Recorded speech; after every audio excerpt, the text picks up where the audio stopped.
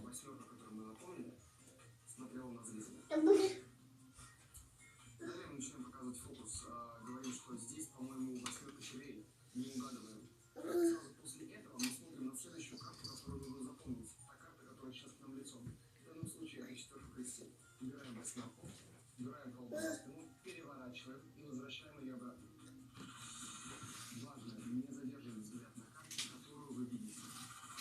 Угадываем, что здесь четверка крестей, потому что мы только что ее запомнили. Берем следующую карту, которую нам нужно запомнить. В данном случае это... Молодец.